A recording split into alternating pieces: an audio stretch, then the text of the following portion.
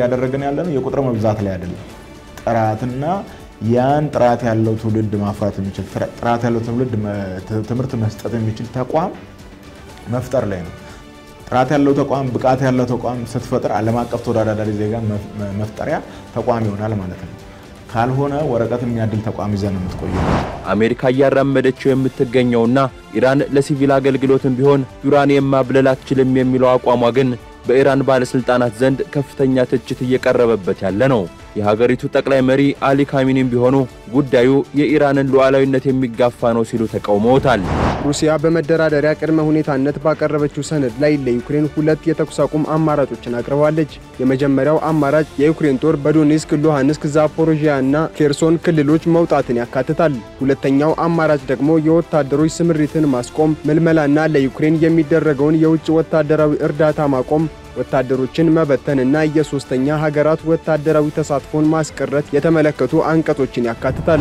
የመጀመሪያው የጎማ አይነቶችና ዓላማቸውን እንመልከት በአጠቃላይ ጎማዎች አራት አይነቶች አሉ እነሱም የመጀመሪያው ኦቲዝን ታየር ምንለው አለ በተለመዱ የአየር ሁኔታዎች ላይ ለመንዳት ምንጠቀምበት ሁለተኛው ደግሞ የዊንተር ታየር ወይ ደግሞ የክረምት ምንላቸው አሉ በበረዶና የሚያንሸራትት መንገዶች ላይ ምንጠቀምባቸው ናቸው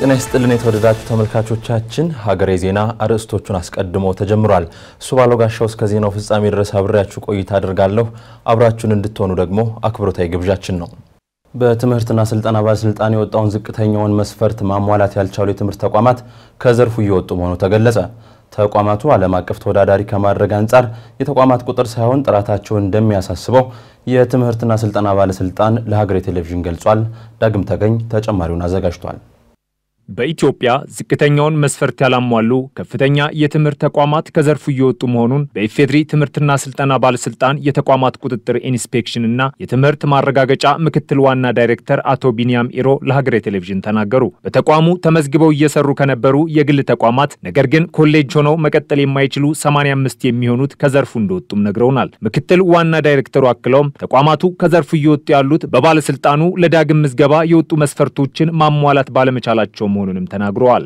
እነዛ ተቋማት 85 ተቋማት ናቸው 85 ተቋማት ናቸው የነዛ ተቋማትም የወጡት የግል ከፍተኛ ትምህርት ተቋማት ናቸው ያን እየሰራ ያለው እኛ በዳግም ምዝገባ በጀመር ነው የሥራ ሂደት መሰረት በዲስክ ሪቪው ደረጃ ሚኒመም ስታንዳርዱ ማሟላት ባለመቻላቸው ወደ ዳግም ምዝገባ ፕሮሰስ ነው ዳግም ምዝገባው ልትቆይም ትችላለህ ላትቆይም ትችላለህ ስለዚህ በመጀመሪያው ምዕራፍ በዲስክ ሪቪው ያን ሚኒመም ስታንዳርድ አሟልተው መቀጠል ያልቻሉ ተቋማት ናቸው እየወጡ ያሉ ስለዚህ ቁጥራቸው ተለያየ አይደለም ማለት ነው ኤግዚት ኤግዛም አንድ ክራይቴሪያ ለመቀጠል አንድ ክራይቴሪያ ነው እንጂ ያን ያህል ኢምፓክት ያለው ሁሉንም ጠቅልሎ በአንድ ከስራ የሚያስወጣ አይደለም ክራይቴሪያ ነው ካሉት 60 እና 70 መስፈርቶች ውስጥ አንዱ ነው ማለት ነው ስለዚህ እሱም ብቻ ታሳቢ አድርጎ ይወጡ አይደለም ሌሎች ስታንዳርድ አንድ ከዚህ ቀደም ተቋማችን ሲሰጥ የነበረበት ተቋሙ ሲሰራበት የነበረው የከፍተኛ ትምህርት ተቋማት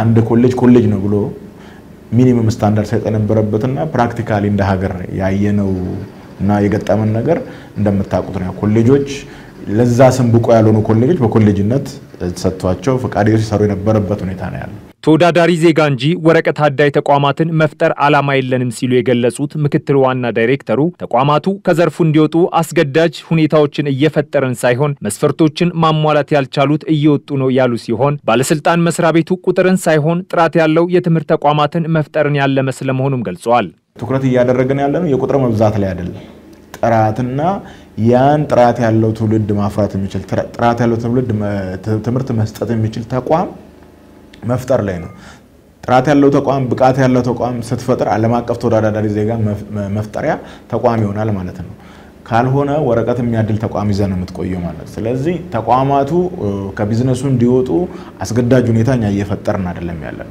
እንደተባለው ሁለት አይነት እኛ 90 እና 85 ሚለው ሳይሆን በዛ ጋዜጣ ላይ ወጣው አንድ ክራይቴሪያ ነው እሱ አሁን ላይ ባለን በመጀመሪያው ምዕራፍ ዳግም ምዝገባ ሂደት ላይ 85 ተቋማት ነው የወጡት ከዘርፉ ላይ ማለት ነው ስለዚህ እነዚህ ተቋማት ሚኒመም ስታንዳርድ ኮሌጅ ሆኖ የመቀጠል ሚኒመም ስታንዳርድ የማያሟሉ ናቸው ስለዚህ እነሱን ከዚህ ዘርፍ መውጣታቸው ጉዳት ከማምጣት አንፃር ብዙም የሚፈጠር ጉዳት የለም መስፈርቱን ያሟሉና በዳግም ምዝገባው ተመዝግበው ያሉ የትምህርት ተቋማት በባለስልጣኑ በፕሮግራም ደረጃ ዕውቅና ስለመኖራቸው ለጠየቅናቸው ጥያቄም ተከታዩ ምላሽ ሰጥተውናል።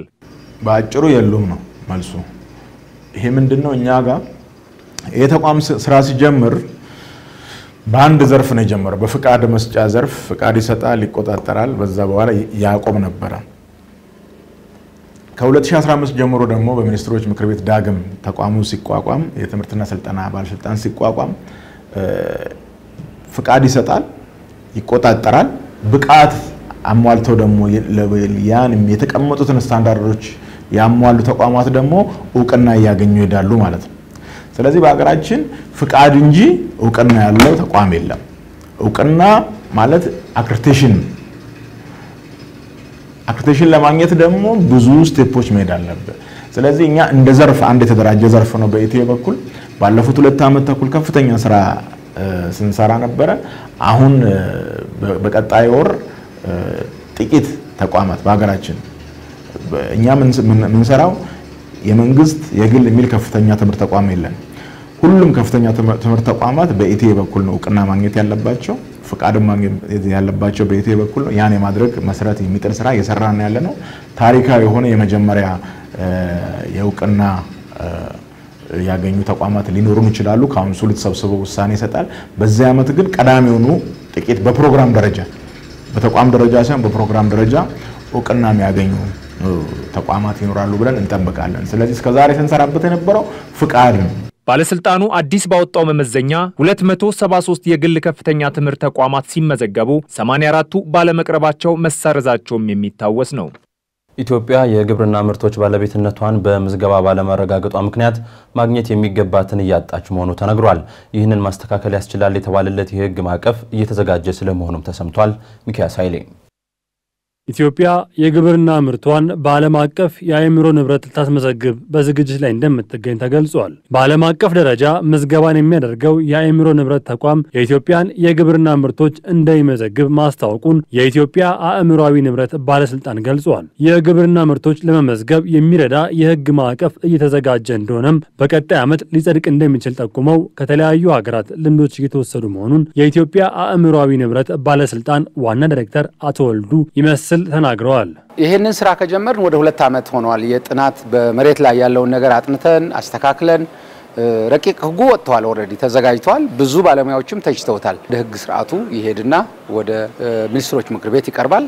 እንዲሁ ይሄዳልና በአጭር ጊዜ በአንድ ዓመት ባልበለጠ ወደ ህጋዊ ስርዓት ይገባል ብለን ነው የምናምነው። ግን ዋናው ስራ መሬት ላይ የሚሰራው ነው። ምርቶቹ በትክክል ከየት እንደመጡ የሚያሳዩ ቡክ ኦፍ ስፔሲፊኬሽንስ መስራት ነው። ከዚህ ቀደም የጤፍን ምርት ባለቤትነት በራሷ አስመዝግባ የነበረችው ሆላንድ ባለቤትነቷን መሰረዙን ጠቁመዋል። በቀጣይ በተለያዩ ስራዎች በመስራት በኢትዮጵያ ያሉትን የተለያዩ አይነት የጤፍ ዝርያዎች ጨምሮ በርካታ የግብርና ምርቶችን ምዝገባ ለማድረግ እየተሰራ መሆኑን አቶ ወልዱም ተናግረዋል። የጤፍ ጉዳይ ያው አከራካሪ ሆኖ ቆይቶ ነበር። ያ ፓተንት ወስዶ የነበረው ኦሬዲ ኤክስፓየር አድርጓል። ስለዚህ ከዚህ በኋላ የጤፍ ጉዳይ እኛ ከጤፍም ጤፍ አለው የአዳ ጤፍ እንላለን፣ የጎጃም ጤፍ እንላለን፣ ነጩም እንላለን፣ ቀይም። ለዚህም ስፔሲፊክ የሆነ ማኑዋሎች ይዘጋጁና አኮርዲንግሊ በዛው መሰረት ጥበቃ እንዲያገኙ እናደርጋለን። አሁን ግን ከዚህ በኋላ ጤፍ ችግር አይሆንም። ምክንያቱም ያ በሆላንድ ተወስዶ የነበረው ኤክስፓየር አድርጓል። በዚህ ደረጃ አእምሮአዊ ንብረት ባለስልጣንም አሁን በዓለም ዙሪያ ወደ ስምምነትም እየገባን ስለሆነ ብዙ ስምምነት መፈረም ስለጀመርን ፓሪስ ፈርመናል፣ ማድሪድ ፕሮቶኮል እየፈረምን ነው፣ ሄበርን እንፈርማለን። ብዙ ስምምነቶች እየፈረምን በሄድን አክሰሳችንም እንዳይሰረቅ የማረግ አቅማችንም እየጨመረ ነው የሚሄደው። ብቻችን ተገድበን ነበር። ስለዚህ እንደፈለጉ ያደርጉታል። ካልተመዘገበ በዓለም አቀፍ ደረጃ ኔትወርክ ከሌለ ዕውቅና ከሌለ ይወስዷል። ያው ወደ ክርክር ነው የምትሄደው። ስለዚህ ያ እንዳይሆን ግን ዓለም አቀፍ ተደራሽነታችንን አስፍተን እየሰራ ነው ያለነው። በየትኛው አካባቢ ምን አይነት የግብርና ምርት ይመረታል፣ ምን አይነት ጣዕምስ አለው የሚለውን መለየት የሚያስችል መጽሐፍ እየተዘጋጀ እንደሆነና በዲጂታል መንገድ ምዝገባ እንደሚካሄድም ኃላፊው ገልጸዋል። 44 ሀገራት የራሳቸውን የግብርና ምርት በሊዝበን ስምምነት ይጠብቃሉ። በዚህ ስምምነት ሀገራት የግብርና ምርታቸው ላይ የባለቤትነት ፍቃድም ይዘዋል። እንደ ኢትዮጵያ ያሉ ታዳጊ ሀገራት የአእምሮ ንብረት የምዝገባ ስርዓት ደካማ መሆኑ የጠቆመ ሲሆን ይህንንም ለመለወጥ ኢትዮጵያ ስራ እንደጀመረች ያነሱት ኃላፊው ይህንን ምዝገባ ካከናወነች ወደ ውጭ ምትልከው ምርት ላይ ዋጋን መደራደር የምትችልበት አቅም እንደምትፈጥርም ጠቁመዋል። ምርቶች እንዳይደበላለቁ በትክክለኛ በኦሪጂናል ጣዕማቸው ለተጠቃሚ እንዲደርሱ ይደረጋል። አሁን ሸማቹ ነው የኛን ዋጋ የሚወስነው። ወደፊት ግን የኛ ቡና ከታወቀና በዚህ መንገድ አስመዝግበን በዓለም ደረጃ ጥበቃ ካገኘ ሻጩ ነው የሚደራደረው። ቀንድ ከብቶቻችንም ፍየሎቻችንም ሌሎችም ወደ ውጭ ሲወጡ የኢትዮጵያ መሆናቸው የሚያሳይ የጂአይ ስርዓት ያስፈልጋቸዋል። ይሄ ደግሞ በአገራችን ህግ እናወጣለን። በዓለም አቀፍ ደግሞ ሊዝበን ሲስተም ወይ ደግሞ የሊዝበን ስምምነት የሚባል ማዕቀፍ አለ። ይሄንን አርገን እንጠብቀዋለን ማለት ነው። ምዝገባ ከሚደረግባቸው የግብርና ምርቶች መካከል ሀገሪቱ ለዓለም ገበያ የምታቀርባቸው ምርቶች ቅድሚያ እንደሚሰጣቸው ተጠቁመዋል። ኢራን ዩራኒየም የማብለል እንቅስቃሴዋን ሙሉ በሙሉ ልታቆም እንደሚገባ የአሜሪካው ፕሬዝዳንት ዶናልድ ትራምፕ አሳስበዋል።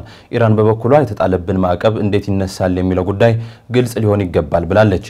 እኔን ለማጥቃት የሚሞክር ካለ ዋጋውን ያገኛል ስትል ማስጠንቅቃለች። ተጨማሪ አለን። በኒውክሌር ጉዳይ ለተከታታይ 5 ጊዜያት በኦማንና በጣሊያን ለድርድር የተቀመጡት አሜሪካና ኢራን አሁንም ቢሆን አቋማቸው እንደ ተራራቀ ስለመሆኑ ተሰምቷል። ባለፈው ቅዳሜ ስምምነት ላይ መድረስ ያስችለናል ያለችውን እቅድ ለኢራን ያቀረበችው አሜሪካ ኢራን ለሰላማዊ አገልግሎት የሚል ዩራኒየም ማብለል እንድትችል ይሁንታዋን ሳትቸር አትቀርም ስትባል የሰነበተች ብትሆንም ፕሬዝዳንት ዶናልድ ትራምፕ ግን ጭምጭምታው መሰረተ ቢስ ነው ሲሉ አስተባብለዋል። ኢራን ቅንጣት ያህል እንኳን ዩራኒየም እንድታበላ አንፈቅድም ሲሉ በማህበራዊ ትስስር ገጻቸው ላይ ያሰፈሩት ትራምፕ ይህ ውሳኔ መተላለፍ የነበረበት ከረጅም ጊዜ በፊት እንደነበርም ጠቁመዋል። የአሜሪካን ብሔራዊ ጥቅም አሳልፎ የሰጠ ነው ሲሉ በተደጋጋሚ የሚተቿቸው የቀድሞ ፕሬዝዳንት ጆ ባይደን ደግሞ ኢራን የኒውክሌር መሳሪያ ማምረት የሚያስችላትን ዩራኒየም እንድታበል ያላግባብ ፈቅደዋል በሚል በትራምፕ ተተችተዋል። በኦማኑ የውጭ ጉዳይ ሚኒስትር በኩል ለኢራን የቀረበው የአሜሪካ ረቂቅ ሰላማዊ የኒውክሌር እንቅስቃሴዎችን የሚፈቅድ ከሆነ ሁለቱ ሀገራት ወደ ስምምነት ይመጣሉ በሚል ተስፋ ሰንቀው የነበሩ ወገኖችም ይህ የትራምፕ ንግግር ውሃ የሚያስጠማ ሆኖባቸዋል።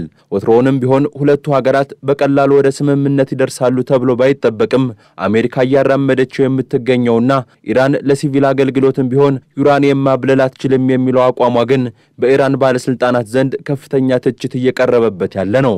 የሀገሪቱ ጠቅላይ መሪ አሊ ካሚኒም ቢሆኑ ጉዳዩ የኢራንን ሉዓላዊነት የሚጋፋ ነው ሲሉ ተቃውመውታል። የአሜሪካን የአሁኑን እቅድ የያዘ ሰነድ ስለመቀበሉ ያስታወቀው የኢራን የውጭ ጉዳይ ሚኒስቴር በበኩሉ ረቂቅ እቅዱን እያጤነው ስለመሆኑ አስታውቋል። በቃል አቀባዩ በኩል መግለጫ የሰጠው ሚኒስቴሩ ታዲያ እቅዱን እያጤንኩት ነው ማለት እቀበለዋለሁ ማለት አይደለም፣ እንደውም ይህ እቅድ ለስምምነት የሚበቃ ስለመሆኑ ራሱ አያረጋግጥም ሲል ኢራን ከአሜሪካ ጋር ልትስማማ ነው የሚለውን ወሬ ያጣጥሏል። ኢራንና አሜሪካ ስምምነት ላይ ቢደርሱ እንኳን በኢራን ላይ የተጣሉ ማዕቀቦች እንዴት እንደሚነሱ የሚያመላክት ግልጽ መረጃ አልደረሰኝም ሲልም የአሜሪካ እቅድ ሙሉ ስላለመሆኑ ጠቁሟል። ሮይተርስ ስማቸውን ካልጠቀሳቸው የኢራን ባለስልጣናት አገኘሁት ብሎ ያስነበበው መረጃው ደግሞ ኢራን የአሜሪካን የስምምነት እቅድ ውድቅ ማድረጉ አይቀሬ ስለመሆኑ ጠቁሟል። ባለስልጣናቱ የአሜሪካ እቅድ እንኳን ሊያስማማ ሊያቀራረብ የማይችል ስለመሆኑ መናገራቸውም ነው የተዘገበው። ይህ ሁኔታ ወዴት ሊያመራ ይችላል በሚል በርካቶች መጠየቃቸውም አልቀረም። ኢራን አሁን ባለው የድርድሩ አካሄድ ስምምነት ላይ የማይደረስ ከሆነና አሜሪካና እስራኤል ጥቃት የሚከፍቱ ከሆነ በሚል ዝግጅት እያደረገች መሆኗን የዘገበው ፋይናንሻል ታይምስ ታዲያ ሁኔታው ወደ ቃታ መሳሳብ ሊያመራ የሚችልበት እድል ስለመኖሩ ነው ያሰመረበት። ሐማስና እስራኤል ወደ ለየለት ውጊያ ውስጥ እንዲገቡ ካደረገው የጥቅምት 7ቱ የሐማስ ጥቃት ወዲህ እስራኤል የኢራንን የአየር ክልል አልፋ 2 ጊዜ የፈጸመችው የአየር ጥቃት የኢራንን የአየር መከላከያ ስርዓት የፈተነ ስለመሆኑ የሚያትተው ይህ ሰፊ ዘገባ ኢራን ከጥቃቱ አገግማ የአየር መከላከያ ስርዓቷን እያጠናከረች ስለመሆኑ አትቷል። ሩሲያ ሰራሽ መሳሪያዎችን ጭምር በመጠቀምም የተሻለ የመከላከያ ስርዓት ገንብተናል የሚል መተማመን በባለስልጣናቱ በኩል መኖሩም ነው የተነገረው። የሀገሪቱ የጦር ኃይሎች አዛዥ ሜጀር ጀነራል መሐመድ ባግሃሪም የሀገራችን የአየር መከላከያ ስርዓት ተሻሽሏል፣ ጠላቶቻችንም ይህንን ሊያውቁ ይገባል፣ የአየር ክልላችንን መጣስ ከባድ ዋጋ ያስከፍላቸዋል ሲሉ ኮስታራ ማስጠንቀቂያቸውን ስሙልኝ ብለዋል። የምዕራባውያን ወታደራዊ ስለላ ተቋማት እይታ ውስጥ የገቡ የሳተላይት ምስሎችም ኤስ-300 የተሰኘ የሩሲያ ስርዓትን ጨምሮ የተለያዩ የአየር መቃወሚያ ስርዓቶች በኒውክሌር መሰረተ ልማቶች አቅራቢያ መተከላቸውን ማረጋገጣቸውን የተመለከተ መረጃ ይፋ ተደርጓል። በቅርብ ጊዜያት ውስጥ ኢራን ይህንን የአየር ጥቃት የመከላከል አቅሟን በተወሰነ መልኩ በትርኢት መልክ አሳይታለች የሚሉት የዘርፉ ተንታኝ ኒኮሊ ጋርኮስኪ ኢራን የአየር መከላከያ ስርዓቷ ወድሟል የሚለውን ዜና መፋቅ ትፈልጋለች፣ አሁንም ጠንካራ መሆኗን ማሳየት የቀን ከቀን ስራዋ ሆኗል ባይ ናቸው። አሜሪካና ኢራን ወደ ስምምነት ካልመጡ ራሱ አሜሪካ ሁለቱ ሀገራት ስምምነት ከፈጸሙና ይህ ስምምነት ደግሞ እስራኤልን የማያስደስት ከሆነ ደግሞ እስራኤል በኢራን ላይ ጥቃት ልትከፍት ትችላለች፣ ኢራንም ለራስ ያላንስም ያበጠ ይፈንዳ ብላለች የሚለውም በጉዳዩ ዙሪያ የተዘጋጁ ሀተታዎች ቁልፉ ነጥብ ሆኗል። ሩሲያ ጦርነቱን እንድታቆም ከተፈለገ በቅድሚያ ዩክሬን ተያዙባትን ግዛቶች በተመለከተ ተስፋ መቁረጥ እንዳለባት ሩሲያ ገልጻለች። በተጨማሪም 100 ቀናት ባልሞላ ጊዜ ውስጥ ዩክሬን ፕሬዝዳንታዊና የፓርላማ ምርጫ ልታካሄድ ይገባል ስትል ሩሲያ ከቅድመ ሁኔታዎቿ ውስጥ አካታለች። ደምሰው ሽፈራው 3 ዓመታትን ያስቆጠረው የሩሲያና ዩክሬን ጦርነት እልባት ሊያገኝ ነው ሲባል እየባሰበት አሁንም እንደቀጠለ ነው። አሜሪካንን ጨምሮ የተለያዩ ሀገራት ሁለቱን አገራት ለማሸማገል በርካታ ጥረቶችን ቢያደርጉም እዚህ ግባ የሚባል ለውጥ ሲመጣ አልታየም። አሜሪካ ዶናልድ ትራምፕን መሪዋ አድርጋ ከመረጠች በኋላ ሩሲያና ዩክሬንን ለማሸማገል የተደረገው ጥረት በአንጻሩም ቢሆን የተሻለ ተስፋ የታየበት ነው። ሁለቱ አገራት ፊት ለፊት ተቀምጠው መነጋገር ጀምረዋል። ከአንድ ወር በፊት በቱርክ ኢስታንቡል ከተደረገው ንግግር በኋላ ሁለቱ አገራት ለሁለተኛ ጊዜ እዛው ኢስታንቡል ተገናኝተው መክረዋል። በንግግሩ ላይ ሁለቱም አገራት የየራሳቸውን ቅድመ ሁኔታዎች ይዘው የቀረቡ ሲሆን እንደ ሮይተርስ ዘገባም ሩሲያ ጦርነቱን ለማቆም በቅድሚያ ዩክሬን በሩሲያ የተያዙባትን ግዛቶች በተመለከተ ተስፋ መቁረጥ እንዳለባት ገልጻለች። ሩሲያ በመደራደሪያ ቅድመ ሁኔታነት ባቀረበችው ሰነድ ላይ ለዩክሬን 2 የተኩስ አቁም አማራጮችን አቅርባለች። የመጀመሪያው አማራጭ የዩክሬን ጦር በዶኔስክ፣ ሉሃንስክ፣ ዛፖሮዥያ እና ኬርሶን ክልሎች መውጣትን ያካትታል። ሁለተኛው አማራጭ ደግሞ የወታደሮች ስምሪትን ማስቆም፣ ምልመላና ለዩክሬን የሚደረገውን የውጭ ወታደራዊ እርዳታ ማቆም፣ ወታደሮችን መበተንና የሶስተኛ ሀገራት ወታደራዊ ተሳትፎን ማስቀረት የተመለከቱ አንቀጾችን ያካትታል። ሰነዱ ከዚህ ባለፈ ዩክሬን እንደ ኔቶ ባሉ ወታደራዊ ጥምረቶችን ለመቀላቀል ያላትን ውጥን መተው እንዳለባት የሚገልጽ ሲሆን በዩክሬን የሌሎች ሀገራትን ወታደራዊ እንቅስቃሴ የሚከለክል አንቀጽም ተካቶበታል። የዩክሬን ከኒውክሌር ነፃ መሆንና የዩክሬን ሰራዊት ሊኖረው ስለሚገባው የመጨረሻ ቁጥር ሳይቀር የተቀመጠበት ይህ ሰነድ በሩሲያ ላይ የተጣሉ የኢኮኖሚ ማዕቀቦችን እንዲነሱ እንዲሁም ሩሲያ በጦርነት የተቆጣጠረቻቸው የክራይሚያ፣ ዶኔስክ፣ ሉሃንስክ፣ ዛፖሮዥያ እና ኬርሶን ክልሎች የሩሲያ ግዛቶች ስለመሆናቸው ዓለም አቀፍ ዕውቅና መስጠት የሚሉ ተካተውበታል። ዩክሬን ዘላቂ የሆነና ምንም አይነት ቅድመ ሁኔታ የሌለው የተኩስ አቁም እንዲደረግ የምትፈልግ ቢሆንም በሩሲያ በኩል ግን ተቀባይነት የሚያገኝ ሊሆን አልቻለም። ሩሲያ እንደ ከዚህ ቀደሙ ሁሉ ለአጭር ቀናት የሚቆይ የተኩስ አቁም እንዲደረግ የምትፈልግ ሲሆን ይህ የተኩስ አቁምም ሁለቱ ሀገራት የእስረኛ ልውውጥ ለማድረግ በሚል ብቻ እንደሆነ ታስቀምጣለች። በመጀመሪያው ዙር የኢስታንቡል ንግግራቸው መሰረት ከ1000 በላይ እስረኞችን መለዋወጣቸው የሚታወቅ ሲሆን በትላንትና ዕለት ባደረጉት ንግግርም ብቸኛው የተስማሙበት ነገር የእስረኛ ልውውጥ ጉዳይ ነው። ይሄኛው የእስረኛ ልውውጥም በታዳጊዎችና ሕፃናት ላይ እንዲሁም በከፍተኛ ደረጃ ጉዳት የደረሰባቸው ወታደሮች ላይ ያተኮረ ሲሆን በተለይም ደግሞ በሩሲያ በኩል ቁጥራቸው ከ400 በላይ የሚሆኑ ዩክሬናውያን ሕፃናት ታግተው እንደሚገኙ የገለጸች ቢሆንም ሩሲያ ግን ያገትኳቸው ሳይሆኑ ከጦርነቱ የታደግኳቸው 339 ሕፃናት እንዳሉ ትገልጻለች። አሁን ላይ ለዩክሬን የምታስረክባቸው ደግሞ አስሮቹን እንደሚሆን ገልጻለች። ምክንያቱ ደግሞ ሕፃናቱን ከጦርነት ቀጠና አርቀው ስላስቀመጧቸው መሆኑን ይፋ አድርጋለች። ከእስረኛ ልውውጡ በተጨማሪም ከሁለቱ ወገን በድምሩ ከ12000 በላይ በጦርነቱ የሞቱ ወታደሮቻቸውን አስክሬን ለመለዋወጥ መስማማታቸው ተነግሯል። ይሁን እንጂ ሩሲያ ከጦርነቱ ጅማሬ ማግስት አንስቶ የምታቀርባቸው ቅድመ ሁኔታዎች ላይ ምንም አይነት የለወጠችው ነገር እንደሌለ በዚህኛው ድርድርም አሳይታለች። ዩክሬን ከሌሎቹ አገራት የምታገኛቸውን ወታደራዊና በሳተላይት የተደገፉ የደህንነት ድጋፎችን መቀበል እንድታቆም እንዲሁም 100 ቀናት ባልሞላ ጊዜ ውስጥ ዩክሬን ፕሬዝዳንታዊና የፓርላማ ምርጫ ልታካሂድ ይገባል ስትል ሩሲያ ከቅድመ ሁኔታዎቿ ውስጥ አካታለች። የዩክሬኑ ፕሬዝዳንት ቮሎዶሚር ዜሌንስኪ ግን እነዚህን የሩሲያ ቅድመ ሁኔታዎች እንደማይቀበሉ ገልጸዋል። ይሁን እንጂ የአውሮፓውያኑ ሰኔ ወር ከመጠናቀቁ አስቀድሞ በሩሲያና ዩክሬን መካከል ተደጋጋሚ ንግግሮች እንዲደረጉ ጠይቀዋል። ነገር ግን እነዚህ ንግግሮች ከዚህ ቀደም እንደተደረጉት በሚኒስትሮቻቸው ደረጃ ሳይሆን ዜሌንስኪና ቭላዲሚር ፑቲን ፊት ለፊት ተገናኝተው የሚነጋገሩባቸው ሊሆኑ እንደሚገባ ገልጸዋል። ዜሌንስኪ እንደሚሉት ከሆነ ጦርነቱ ሊቋጭ የሚችለው በመሪዎች ደረጃ በሚደረግ ንግግር እንደሆነ የሚገልጹ ቢሆንም ቭላዲሚር ፑቲን ግን እስካሁን ተቀባይነት ሊሰጡት አለመፍቀዳቸውን ሮይተርስ ዘግቧል። የቱርኩ ፕሬዝዳንት ሬሲፕ ታይብ ኤርዶጋንም እንዲሁ ፕሬዝዳንት ፑቲንንና ዘለንስኪን እንዲሁም ዶናልድ ትራምፕን ጨምሮ ፊት ለፊት ለማገናኘት ሐሳቡ እንዳላቸው ገልጸዋል። ኤርዶጋን የሩሲያና ዩክሬን ተወካዮች በኢስታንቡል ያደረጉትን ውይይት ይበል የሚያሰኝ ነው ያሉ ሲሆን በአንካራ አሊያም በኢስታንቡል ፑቲንና ዘለንስኪ ከተቻለ ከትራምፕ ጋር ሆነው እንዲመክሩ አደርጋለሁ ብለዋል። መሪዎቹ ፈቃደኛ ከሆኑም በስብሰባው ላይም እገኛለሁ የሚል መግለጫ ሰጥተዋል። ሀገሬ ዜና እንደቀጠለ ነው። የተወደዳችሁ ተመልካቾቻችን አሁን ደግሞ ወደ አጫጭር መረጃዎች እናልፋለን። የህዝብ ተወካዮች ምክር ቤት ዛሬ ባካሄደው 4ኛ ዓመት የሥራ ዘመን 33ኛ መደበኛ ስብሰባ 3 ረቂቅ አዋጆችን አጽድቋል። የአረብ ባንክ ለአፍሪካ ኢኮኖሚ ልማት የ49 ሚሊዮን 550 ሺህ ዶላር ብድር ያቀረበ ሲሆን ብድሩ በ2 ጊዜ ተከፍሎ ፈሰስ እንደሚሆን እንዲሁም የ5 ዓመት የችሮታ ጊዜን ጨምሮ በ20 ዓመት ተከፍሎ እንደሚጠናቀቅ ተገልጿል። ምክር ቤቱም የብድር ስምምነት ረቂቅ አዋጁን በሙሉ ድምጽ አጽድቋል። የደረቅ ቆሻሻ አያያዝና አወጋገድ ረቂቅ አዋጅ ከጸደቁት አዋጆች መካከል ሲሆን የውሃ የመስኖ ቆላማ አካባቢና አካባቢ ልማት ጉዳዮችና የከተማ መሰረተ ልማትና ትራንስፖርት ጉዳዮች ቋሚ ኮሚቴ ሪፖርትና የውሳኔ ሐሳብ ለምክር ቤቱ ቀርቦ ጸድቋል። በኢትዮጵያ ፌደራላዊ ዲሞክራሲያዊ ሪፐብሊክና በዓለም አቀፍ የልማት ማህበር መካከል ለሴቶችና ልጃገረዶች ጤና የተቀናጀ ጠንካራና በፈጠራና በቴክኖሎጂ የታገዘ አገልግሎት አሰጣጥን ለማሻሻል የሚደረገውን የብድር ስምምነት ረቂቅ አዋጅም መርምሮ አጽድቋል።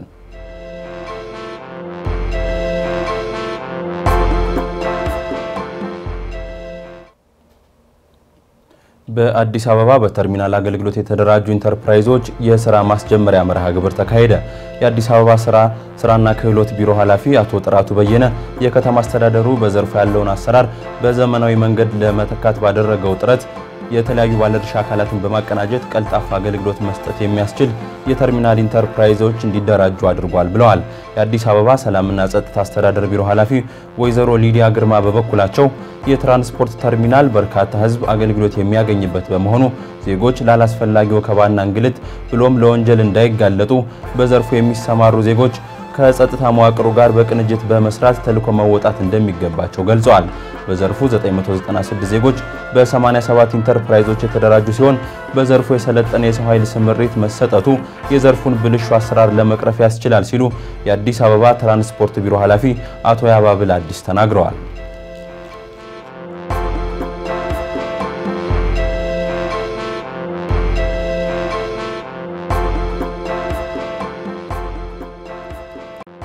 ፕራና ኢቨንትስ ከጀርመኑ ፌር ትሬድ መሴ ጋር በመተባበር ያዘጋጁት አግሮፉድ እና ፕላስት ፕሪንት ፓክ ኤግዚቢሽን ለ7ኛ ጊዜ ከሰኔ 12 እስከ 14 ቀን 2017 ዓ.ም እንደሚካሄድ ተነገረ።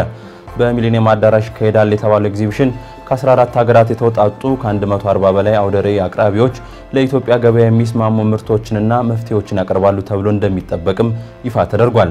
የግብርና፣ የፕላስቲክ፣ የህትመትና የማሸጊያ ቴክኖሎጂና ምርቶች እንዲሁም ለመጀመሪያ ጊዜ የምግብና የቡና ንግድ ትርኢት እንደሚካሄድም ነው የተገለጸው። የኢንዱስትሪ ሚኒስትር ዴኤታው ዳንኤል ኦላና እንደዚህ አይነት ሁነቶች ፖሊሲ አውጪዎችን፣ የግል ተቋማት፣ ማህበረሰቡና መንግስትን የማገናኘት ከፍተኛ ሚና እንደሚኖራቸው ገልጸዋል።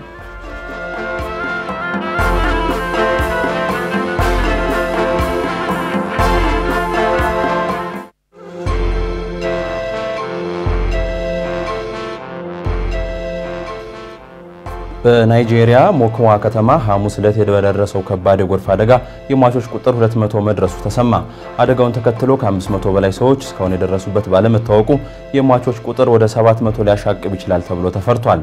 የጠፉ ሰዎችን በህይወት የማግኘት ተስፋው በመመናመኑ አደጋውን ተከትሎ ሲደረግ የቆየው የነፍስ አድን ጥረት መቆሙንም አንድ የከተማዋ ባለስልጣን ለቢቢሲ ተናግረዋል። በከተማዋ ሊከሰት የሚችል በሽታን ለመከላከል ከመሬት ስር የተቀበሩ አስከሬኖችን የማውጣት ጥረት በፍጥነት እንደሚጀመርም የከተማው አስተዳዳሪ መሐሙድ አሊዩ አስታውቀዋል።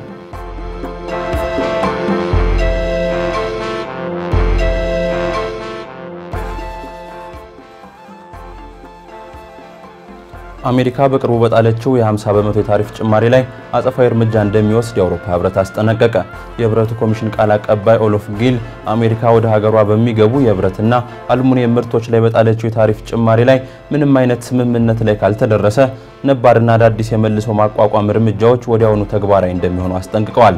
በተጨማሪም የታሪፍ ጭማሪው በህብረቱ ላይ ከፍተኛ ስጋት እንዳሳደረ በመግለጽ በድርድር መፍትሄ እስካልተገኘ ድረስ አጸፋዊ እርምጃ ሊወሰድ እንደሚችል አስጠንቅቀዋል።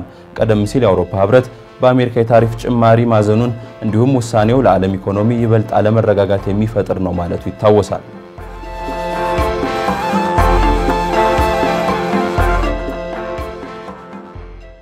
ኤምፖክስ በሀገራችን መከሰቱን የጤና ሚኒስቴር ማስታወቁ ይታወሳል።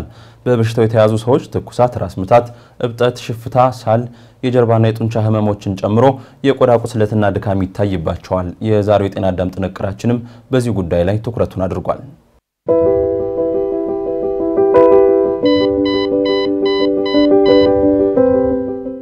ሰላም። ሰሞኑን በሀገራችን ላይ የሞንኪፖክስ ቫይረስ እንደገባ ሰምተናል። ለመሆኑ ሞንኪፖክስ ቫይረስ ምንድነው? ዶክተር ቢኒያም ፍሳነኝ አብራችን ቆዩ።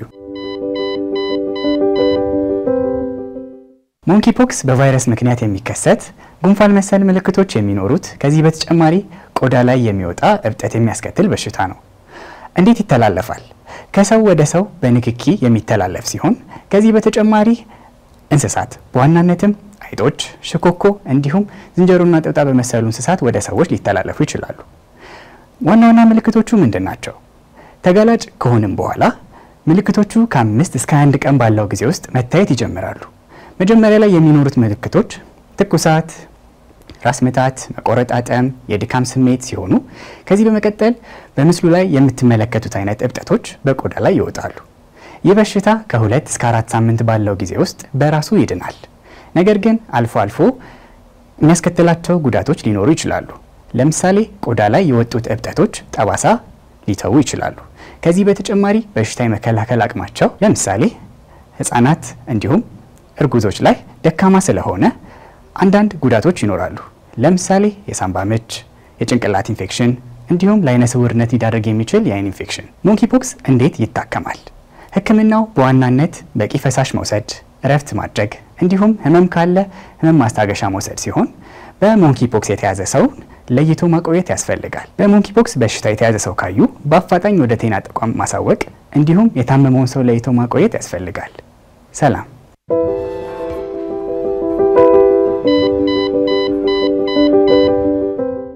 የመኪና አደጋ በዓለማችን ላይ በከፍተኛ ሁኔታ የሰው ልጅ ህይወት እያሳጣ ይገኛል። በተለይ አሽከርካሪዎች ከፍጥነት ወሰን በላይ የማሽከርከር ችግር በዋነኝነት ተጠቃሽ ነው። ለዚህም የመኪኖች ጎማ ትልቅ አስተዋጽኦ አለው። ይሁንና ተሽከርካሪው መጠቀም ስላለበት ፍጥነት በጎማው ላይ የሚጻፉ ፊደላት የሚገልጹት ነገር አለ። የአውቶሞቲቭ ባለሙያው በተከታዩ ጥንቅር ተመልክቶታል።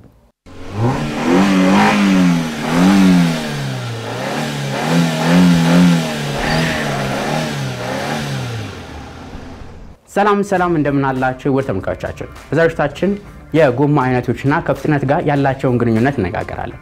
በተለይ የጎማ ላይ የሚገኙ ፊደላትና ምን ማለት እንደሆኑ በዚህ መሰረት መኪናችን በምን ያህል ፍጥነት መንዳት እንደምንችል እንመለከታለን። ከመረጃዎቹ ጋር አብራችሁን ቆየው። የአውቶሞቲቭ ባለሙያ አዶንያ ብርሃኔ። መልካም ቆይታ። የመጀመሪያው የጎማ አይነቶችና ዓላማቸውን እንመልከት። በአጠቃላይ ጎማዎች 4 አይነቶች አሉ። እነሱም የመጀመሪያው ኦቲዝን ታየር ምንለው አለ። በተለመዱ የአየር ሁኔታዎች ላይ ለመንዳት ምንጠቀምበት። ሁለተኛው ደግሞ የዊንተር ታየር ወይ ደግሞ የክረምት ምንላቸው አሉ። በበረዶና የሚያንሸራትት መንገዶች ላይ ምንጠቀምባቸው ናቸው። ሶስተኛው ደግሞ ፐርፎርማንስ ምንላቸው ናቸው። እነዚህ ለፍጥነት ተብለው የተሰሩ ጎማዎች ሲሆኑ ብዙ ጊዜ የውድድር መኪኖች ላይ ምናገኛቸው ናቸው። አራተኛው ደግሞ ለኦፍሮድ ተብለው የተሰሩ ጎማዎች ናቸው። ከመንገድ ውጪ ለመንዳት ምንጠቀምባቸው ትልልቅ ጥርስ ያላቸው ጎማዎች ናቸው። ነገር ግን በዚህ መሰረት በጎማው ላይ የሚጻፉ ፊደላት አሉ። ከፍተኛ ፍጥነት እስከ ምን ያህል እንደሆነም እስከ ምን ያህል ድረስም ማሽከርከር እንደምንችል የሚገልጹ ናቸው። የፊደላት ትርጉሞችን በመናይበት ጊዜ በጎማው ላይ ቲ፣ ኤች፣ ቪ፣ ደብሊው፣ ዋይ ያሉ ፊደሎች እናገኛለን። እነዚህም የከፍተኛ የፍጥነት ወሰኑን ያሳዩናል። እነዚህ ፊደላት የሚወክሉት እስከ ስንት መኪናው ኪሎሜትር በሰዓት መጓዝ እንደሚችል ነው። ለምሳሌ ያህል ቲን በምንመለከትበት ጊዜ እስከ 190 ኪሎሜትር በሰዓት፣ ኤች ሲሆን 210 ኪሎሜትር በሰዓት፣ ቪ ሲሆን 240 ኪሎሜትር በሰዓት፣ ደብሊው ሲሆን 270 ኪሎሜትር በሰዓት፣ ዋይ ሲሆን ደግሞ 300 ኪሎሜትር በሰዓት ነው። ለምሳሌ በመኪናችን ጎማ ላይ ያለው ቲ ተጽፎ ከሆነ ያ ማለት መኪናችን እስከ 190 ኪሎሜትር በሰዓት ነው እንጂ ከዛ በላይ መኪናውን ማሽከርከር እንደማይመከር ይገልጽልናል። የመኪናው ፍጥነትና ደህንነት ግንኙነቱን እንመልከት። የጎማ ፍጥነት ደረጃ ከፍ በማድረግ መኪናችን ያለ ሐሳብ በከፍተኛ ፍጥነት ብናሽከረክር መኪናው ተንሸራቶ አደጋ ሊያደርስ የሚችልበትን አቅም ሊቀንስልን ይችላል። ፈጣን መኪና ካላችሁ መኪናችሁን ጎማ ቪ ወይ ደግሞ ደብሊው ወይም ከዛ በላይ ያሉ ጎማዎችን ብትመርጡ ይመከራል። ነገር ግን በከፍተኛ ፍጥነት የማያሽከረክሩ ከሆነ ቲ ወይም ኤች ያሉ ጎማዎች በቂ ናቸው። በኢትዮጵያ ሕግና ደንቦች በምንመለከትበት ጊዜ በኢትዮጵያ ውስጥ የፍጥነት ገደቦች በከተማ ውስጥ 50 ኪሎ ሜትር በሰዓት ከዛም የሚያንስበት ቦታ አለ። ከከተማ ውጭ በሚሆንበት ጊዜ ደግሞ 30 ኪሎ ሜትር በሰዓት ድረስ ነው። የጎማና የፍጥነት ደረጃዎች ግን በሕግ ላይ መመሪያ የለም። መኪናዎትና ጎማዎችን በየወቅቱ በትክክል መቀየር ደግሞ በጉዞ ላይ ደህንነት እንዲኖር ያደርጋል። እንደ መጨረሻ የጎማ የፍጥነት ደረጃን በግልጽ ለመመልከት ያህል T190 V240 ዋይ በሚሆንበት ጊዜ እስከ 300 ኪሎ ሜትር በሰዓት ድረስ የመጓዝ አቅም ይኖረዋል። የእርስዎ መንዳት ልምድ የመንገዱ ሁኔታ መሰረት ጎማውን ይምረጡ። ይህ የእርስዎ አንዳንድ ጊዜ የህይወቶን ሊያድን ነው የሚችል ነገር ነው። ለዛሬ ይዤላችሁ የቀረቡት መረጃ ይህን ይመስል ነበር። በቀጣይ ሌሎች ከመኪና ጋር በተገናኙ መረጃዎች እስከምንገናኝ ድረስ መልካም ሁሉ ተመኘሁ።